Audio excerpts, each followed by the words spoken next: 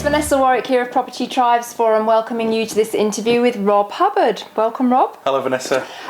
Rob is a member of Property Tribes and also a deal sourcer, and so I regard him as an ideal person to discuss something that's very close to my heart, and I know it's very close to his heart too, and that is ethical trading in property. And Rob, you actually call yourself an ethical deal sourcer. What exactly does that mean to you? It means a lot to me, Vanessa, and I can sum it up really in one word, and that word is transparency.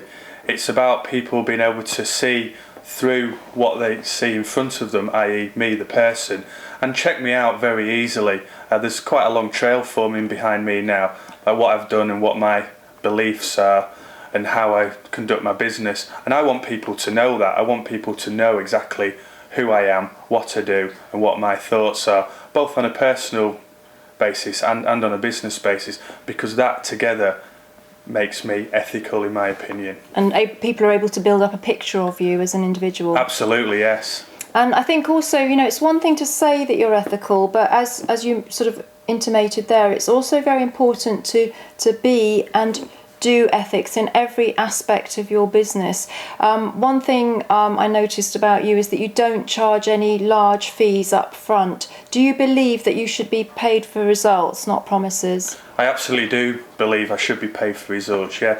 And it's an interesting point you make that about people wanting to appear ethical. It's quite common now that a lot of the marketeers, shall we say, are now selling themselves as being ethical. But really, that's just a tag, in my opinion.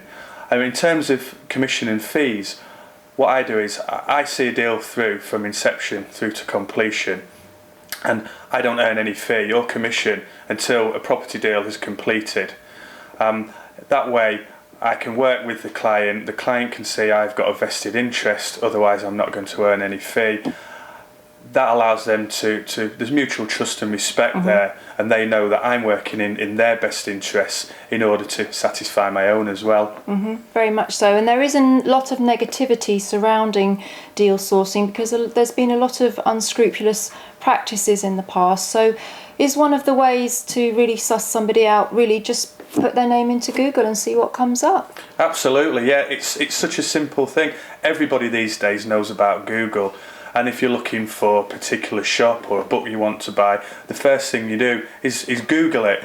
What people really should do is if they're interested in doing business with a person, or they've heard about a property sourcing company or a particular property, type the name into Google. You'd be quite surprised often what actually comes up. It's a really, really good resource, and of course it's free before you spend potentially thousands of pounds. And you've been sourcing deals for a few months now, but was it important for you to kind of create your own space in all of this?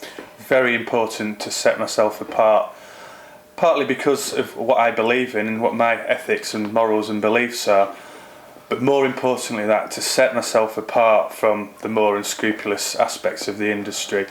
I do not want to be associated with anything dodgy or that might come back and bite me at a later date. So I distance myself from anyone who I know to be involved in less scrupulous activities, or I suspect that they may be involved in those activities as well.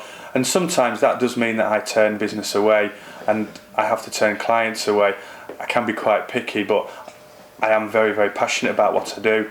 And you want to do it right? Absolutely. Because I believe that being ethical is the only way to build a sustainable business. Definitely, yeah. Definitely. A measure of a company as well is how they actually deal with a problem when it arises, because people do make mistakes, we understand that, but very often a company will go quiet and you can't get through to them on email, they don't answer your phone calls, they don't reply to anything.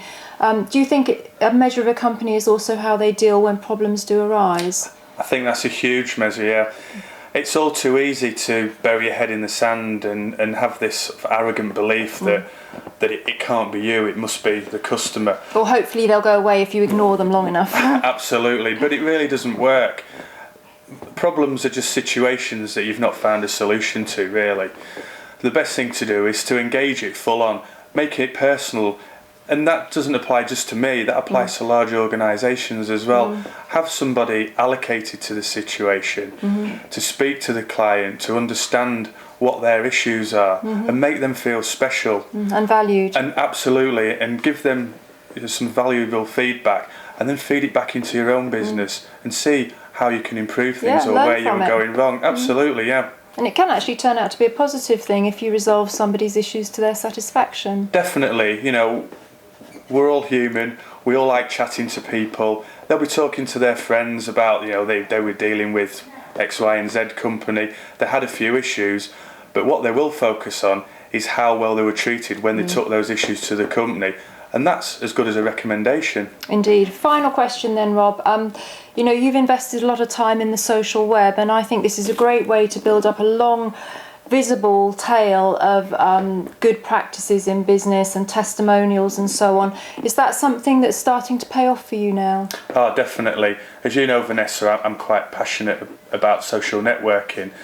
And because of the stance I've taken and the way I conduct myself, I now find that I'm getting a lot of leads and a lot of interest in what I do from people who've basically been following what I've been saying, writing. On the forums. And on Twitter and other such portals as that. And they're now coming to me and they're wanting to work with me, which is fantastic. Brilliant. Well, wish you lots of luck, Rob. Thank you very much for joining me. And we'd love it if you would continue the conversation on the thread, and let's get a good, healthy, robust discussion going about what it means to be ethical and how you can find out if a business is ethical or not, and how you can use tools on the web to do due diligence on companies and so on. And let's make some good recommendations that some of the newer members of the forum can learn from. All right, thanks very much for watching. Thank you, Rob. Thanks, Vanessa.